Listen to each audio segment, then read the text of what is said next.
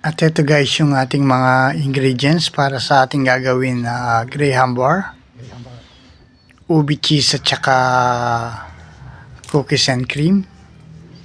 Ito yung madalas na hanapin sa atin, no? Itong dalawang flavor na to, itong ubi at saka cookies and cream. Ayan yung ating cream, ilalagay na natin sa mixing bowl. Hayaan lang natin siyang maging double size at tapos ilalagay natin itong condensed milk. At ito yung ating cheese cube na ating ginawa. Tsaka dinurog na cookies Oreo. At ayan, i-separate natin yung dalawa. Hahatiin natin sa dalawa. And then, ilalagay natin yung Oreo para sa cookies and cream. Tapos, iset aside lang muna natin.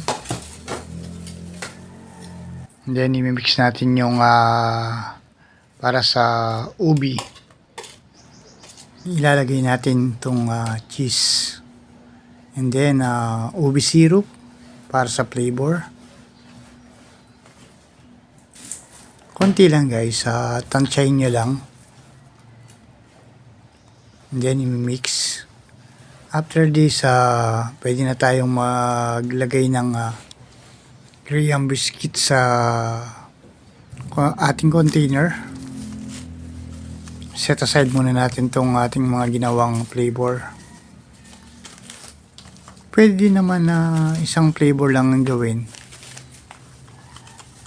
para sa isang container. Kaso maliit lang itong aming lalagyan na refrigerator.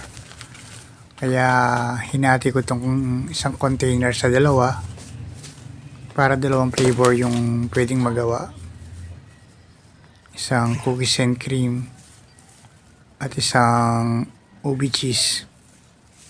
Ayan, spread lang natin yung ating ginawang ice cream. Ito, medyo malambot pa siya dito. Pero sticky na siya. Para may spread natin, no? Huwag mo lang i-overmix sa mixing bowl.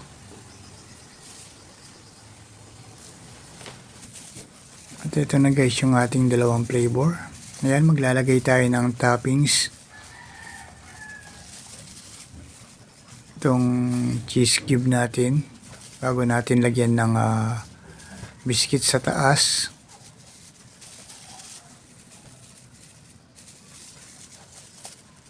Napakadali lang gawin guys,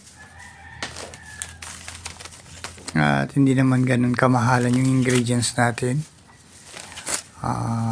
Nasa 280 pesos para sa 18 slice. Then, pwede mo itong ibenta ng 25 hanggang 30.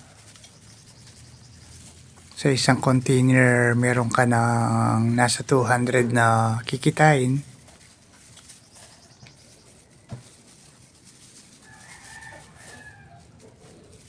Ayan, ito yung ating cookies and cream naman. Tapos na yung ating ubi cheese. Ayan, takpan natin ang graham biscuit. Ayan, after nito, pwede na natin ilagay sa freezer o sa refrigerator dun sa taas. Hayaan lang natin ng mga 3 to 4 hours. Pwede na natin siyang i-slice para ibalot sa ating lalagyan. Pwede kayong gumamit ng aluminum foil. At pwede rin kayong gumamit ng yung lalagyan na plastic. Ayan guys, maraming salamat.